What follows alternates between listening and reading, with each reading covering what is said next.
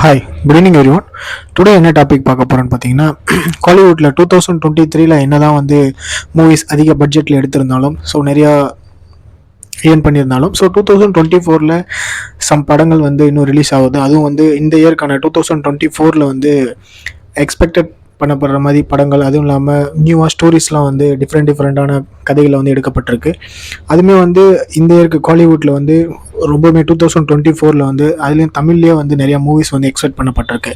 இதில் வந்து பார்த்தீங்கன்னா 2010 அதாவது ஆக்டர் விஜய், ரஜினி, சூர்யா, தனுஷ், ஸோ இவங்கெல்லாம் வந்து 2010 வந்து வந்த படங்கள் எல்லாமே வந்து ரொம்பவுமே வந்து ஒரு பாப்புலராக இருந்திருக்கும். ஸோ அதுக்கப்புறம் 2020 அப்புறம் இப்போ 2024 டர்ன் ஆயிருக்கு. ஸோ 2021 24 வரைக்கும் வந்திருக்கும் 2010 அப்புறம். ஸோ இந்த இயரில் 2010 எப்படி ஹிட்டான மூவிஸ் இருந்ததோ, ஸோ அதே மாதிரி அந்த அளவுக்கு ஃபேமஸாக இருக்கக்கூடிய வகையில் 2024 வந்து அதிக பட்ஜெட்டில் இன்னும் சம் மூவிஸ் வந்து வெயிட்டிங்கில் இருக்குது. ஸோ அதை பற்றி தான் நம்ம இந்த வீடியோவில் பார்க்க போகிறோம். அதில் முதலாவதாக இருக்கிறது ஆக்டர் சிவகார்த்திகேயனோட அவர்களோட மூவி. ஸோ இந்த மூவியில் பார்த்தீங்கன்னா ரவிக்குமார் அவங்க தான் வந்து இந்த மூவியோட டைரக்டர். அது மட்டும் இல்லாமல் இந்த படம் இளைஞர்களை வந்து கவரக்கூடிய ஒரு ஃபேமிலி வச்சு எடுக்கக்கூடிய இந்த மூவியாக இருக்கும் அப்படின்னு சொல்லிட்டு சொல்லப்படுது. இதில் வந்து நார்த் இந்தியனில் இருந்த ஒரு பேர் கோபிகர் வந்து இந்த மூவி மூலமாக தமிழ் சினிமாவுக்கு வந்து திரும்பி இருக்காரு அப்படின்றது வந்து சொல்லப்படுது. ஸோ இந்த மூவியானது வந்து ஐலண்ட் மூவியானது வந்து ஜானுக்குள்ளே வந்து ரிலீஸ் ஆயிரும் அப்படின்னு சொல்லப்படுது. இந்த மாதம் எண்டில் வந்து ஜானில் வந்து ரிலீஸ் ஆகிடும். 2024 ஜானில் வந்து ரிலீஸ் ஆகிடும் அப்படின்னு வந்து சொல்லப்படுது.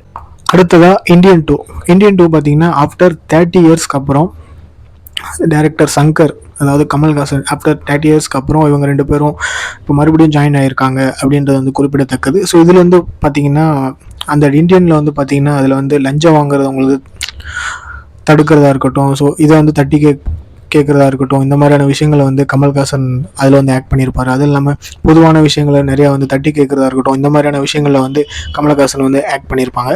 ஸோ இந்த மூவி இப்போ இந்தியன் 2 வந்து ஆஃப்டர் 30 இயர்ஸ்க்கு அப்புறம் வரனால இதுவும் அந்த மாதிரியான கதைகளாக இருக்குமோன்னு சொல்லிட்டு எக்ஸ்பெக்ட் பண்ணப்படுது. ஸோ இதில் வந்து பார்த்தீங்கன்னா music director especially Anirudh Ravichander வந்து இதில் இருக்காரு அப்படின்றது வந்து ரொம்பவுமே முக்கியமாக வந்து பார்க்கப்படுது. ஸோ இந்தியன் 2 இந்த வருஷம் வந்து ரிலீஸ் ஆயிரும்னு சொல்லப்படுது. அடுத்ததாக தனுஷோட படம் கேப்டன் மில்லர். ஸோ இதுவுமே வந்து பொங்கலுக்கு வந்து வந்துடும், அதாவது ஐலனோட சேர்ந்து வந்துடும் அப்படின்னு வந்து சொல்லப்படுது கேப்டன் மில்லர். ஸோ இதில் வந்து கதை வந்து ஒரு புரட்சிகரமாக இருக்கும். ஸோ எல்லாராலையும் வரவேற்கப்படும். கேப்டன் மில்லர் புரட்சிகரமான கதை எல்லாராலையும் வரவேற்கப்படும் அப்படின்னு வந்து சொல்லப்படுது. இதில் வந்து ஒரு முக்கிய கதாபாத்திரங்கள் ஜிவி பிரகாஷும் வந்து இந்த மூவியில் இருக்கார். ஸோ அது மட்டும் இல்லாமல் இன்னும் குழுவாக ஆக்ட் பண்ணி நிறையா பிரபலங்கள்லாம் வந்து இந்த மூவியில் இருக்காங்க. இது மட்டும் இல்லாமல் இந்த கதை வந்து இன்னும் நல்லா வெற்றி அடையக்கூடிய வகையில் இருக்கும் அப்படின்னு சொல்லிட்டு ஓரளவு பட்ஜெட்டில் வந்து இந்த படமும் வரப்போகுது. இது வந்து பொங்கலுக்கு வந்து ரிலீஸ் ஆயிரும். பொங்கல் இந்த டைமில் வந்து ஐலண்ட் கூட இந்த மாதிரி ரிலீஸ் ஆயிரும் அப்படின்னு சொல்லிட்டு எக்ஸ்பெக்ட் பண்ணப்படுது. அடுத்ததாக இருக்கக்கூடிய மூவி பார்த்தீங்கன்னா மெரி கிறிஸ்மஸ். இது வந்து தமிழ்லையும் ஹிந்திலையும் வந்து ஒரே நேரத்தில் வந்து எடுக்கப்பட்ட மூவி அப்படின்னு வந்து சொல்லப்படுது. இந்த மெரி கிறிஸ்மஸில் பார்த்தீங்கன்னா விஜய் சேதுபதி ஒரு முக்கிய கதாபாத்திரமாக இருந்திருக்காரு. இது வந்து ஜவானுக்கு அப்புறம் அவர் வந்து ஒரு மிகப்பெரிய வெற்றி அடைவார் அப்படின்னு சொல்லிட்டு எதிர்பார்க்கப்படுகிறது. இதில் வந்து கீர்த்தனா அப்படின்றவங்க வந்து ஒரு அறிமுக நடிகையாக வந்து இதில் ஆக்ட் பண்ண போகிறாங்க அப்படின்றது தெரிய வந்தது. ஸோ மூவி நேம் மெரி கிறிஸ்மஸ். ஸோ அதுவுமே வந்து இந்த இயர் வந்து ரிலீஸ் ஆக போகிற மூவி. அடுத்ததாக பார்க்க போகிற மூவி கங்குவா பார்த்தீங்கன்னா சூர்யா ஆக்ட் பண்ண மூவி. ஸோ இது வந்து பார்த்தீங்கன்னா டைரக்டர் சிவா அவர்களால் வெளியிடப்பட போகிற ஒரு மூவி. இதில் வந்து அவர் சொன்னது என்னென்னா, தமிழ் சினிமா இருக்கிறதுலேயே அவரோட கெரியர்லேயே இதுதான் வந்து ஒரு மிகப்பெரிய ஸ்டோரியாக இருக்க போகுது. அது மட்டும் இல்லாமல் இதுவுமே வந்து ஒரு ஹை லெவல் பட்ஜெட்டாக தான் இருந்து எடுக்கக்கூடிய மூவி அப்படின்னு சொல்லியிருக்காரு. இதில் வந்து த்ரிஷா பதானி சொல்லப்படுறவங்க ஒரு 2 பேர் வந்து அவங்களும் ஒரு பாப்புலரான ஆக்டர் தான். ஸோ அவங்களும் வந்து ஒரு குழுவாக ஆக்ட் பண்ணி இந்த மூவியில் வந்து இது பண்ண போகிறாங்க அப்படின்னு வந்து சொல்லப்படுது. அதுவும் இல்லாமல் சிவா வந்து அண்ணாத்துக்கு அப்புறம் இந்த மூவி வந்து எடுக்கப்படுது மிகவும் எக்ஸ்பெக்டடாக இருக்குது அப்படின்னு வந்து சொல்லப்படுது. இதுவும் வந்து 3Max வந்து வெளியிட போகிறாங்க அப்படின்னு வந்து சொல்லப்படுது. ஸோ கங்குவாவும் வந்து சூர்யா ஆக்ட் பண்ண இருக்கிறதுல ஸோ இதுவும் வந்து ஒரு மிகப்பெரிய வெற்றி படமாக வந்து 2024 வந்து பார்க்கப்படும் அப்படின்னு வந்து சொல்லப்படுது. அடுத்து வந்து சாரப்பட்டா பரம்பரை. ஸோ இது வந்து ஒரு மிகச்சிறிய ஒரு குறும்பட கதைகள்லாம் வந்து இதில் நிறைய இடம் பிடிச்சிருக்கனால இது 2021 பார்த்தீங்கன்னா மார்ச் மந்த் வந்து இந்த மூவி வந்து ரிலீஸ் ஆகும் அப்படின்னு வந்து சொல்லப்பட்டிருக்கு. இதோட டைரக்டர் வந்து பார்த்தீங்கன்னா பா ரஞ்சித். ஸோ ஆர்யா அவர்களால் ஆக்ட் பண்ண ஒரு மூவி. பா ரஞ்சித் அவர்கள் வந்து டைரக்டர். ஸோ ஆர்யா ஆக்ட் பண்ண மூவி. ஸோ ஆர்யாவும் வந்து பார்த்தீங்கன்னா அவர் என்ன சொல்லியிருக்காரு, அவரோட எக்ஸில் வந்து பார்த்தீங்கன்னா இந்த படம் ரொம்பவுமே வந்து ஒரு வியப்பாக இருக்கும், ரொம்பவுமே எஸ்பெஷலாக ரொம்ப எதிர்பார்க்கக்கூடிய ஒரு நல்ல படமாக இருக்கும் அப்படின்னு சொல்லிட்டு சொல்லப்பட்டது குறிப்பிடத்தக்கது. ஸோ இந்த சாரப்பட்டா பரம்பரை 2 வந்து இந்த இதில் வந்து எதிர்பார்க்கப்படலாம் அப்படின்னு வந்து சொல்லப்படுது. அடுத்ததான் வந்து தங்கலான். இதில் வந்து பார்த்தீங்கன்னா விக்ரம் வந்து ஆக்ட் பண்ணியிருப்பாங்க. இதில் வந்து அதோட டைரக்டர் யார் பார்த்தீங்கன்னா கன்சிஸ்டண்டாக அவரும் வந்து பா ரஞ்சித் தான். இவரும் வந்து இந்த தங்கலான் படத்தை வந்து டைரக்டராக இருக்காரு. ஸோ அது மட்டும் இல்லாமல் இந்த தங்கலானோட ஸ்டோரி என்னன்னா, பிரிட்டிஷ் காலத்தில் வந்து ஒரு தங்க புதையில் இருக்கிற ஒரு கிராமத்தை வந்து அவங்க ஆக்கிரமிப்பாங்க. ஸோ அவங்கக்கிட்ட இருந்து இந்த மூவியை வந்து இந்த ஒரு கிராமத்தை வந்து ரிகவர் பண்ணுறது தான் இந்த மூவியோட, அதாவது கிராமத்தில் தங்கப்புதையில் இருக்கிற ஒரு இடத்த பிரிட்டிஷ்காரங்க வந்து கைப்பற்றணும்னு நினைப்பாங்க. ஸோ அவங்கக்கிட்ட இருந்து மீட் எடுக்கிறது தான் இந்த படத்தோட ஒரு முக்கிய கிளைமேக்ஸாக இருக்க போகுது அப்படின்னு வந்து சொல்லப்படுது. அது மட்டும் இல்லாமல் கார்த்திக் கிரேன் அப்படின்றவர் வந்து ஹாலிவுட் நடிகர். ஸோ அவர் வந்து இந்த மூவியில் அவரும் இந்த தமிழ் மூவியில் வந்து இடம் பிடிச்சிருக்காரு, அவரும் வந்து ஆக்ட் பண்ணியிருக்காரு அப்படின்றது வந்து ரொம்பவுமே வந்து ஒரு வரவேற்கத்தக்க ஒரு வகையில் தான் இருக்குது அப்படின்னு வந்து சொல்லப்படுது. அடுத்ததாக வந்து பார்த்திங்கன்னா SK21. இந்த மூவி வந்து டைரக்டர் கமல்ஹாசன், நடிகர் மற்றும் டைரக்டர் கமல்ஹாசன். ஸோ அவங்களால வந்து டைரக்ட் பண்ணப்பட்ட படம். ஸோ இதில் வந்து பார்த்திங்கன்னா சிவகார்த்திகேயன் இந்த மூவியில் வந்து ஆக்ட் பண்ணியிருப்பார். ஸோ அது மட்டும் இல்லாமல் இதில் வந்து பார்த்திங்கன்னா 2023 வந்து இந்த படம் ரிலீஸ் ஆகும் அப்படின்னு சொல்லிட்டு எக்ஸ்பெக்ட் பண்ணப்பட்டது. ஆனால் இப்போ வந்து பார்த்திங்கன்னா அது இந்த வருஷம் 2024 தான் ரிலீஸ் ஆகும் அப்படின்னு வந்து சொல்லப்படுது. இதில் வந்து சாய் பல்லவி மற்றும் ஜிவி பிரகாஷ் வந்து இதில் ஆக்ட் பண்ணியிருக்கிறதா வந்து சொல்லப்படுது. அது மட்டும் இல்லாமல் சிவகார்த்திகேயனோட இவங்க 2 பேரும் ஆக்ட் பண்ணுறது இதுதான் முதல் தடவை இந்த மூவியில் அப்படின்னு சொல்லிட்டு சொல்லப்படுது.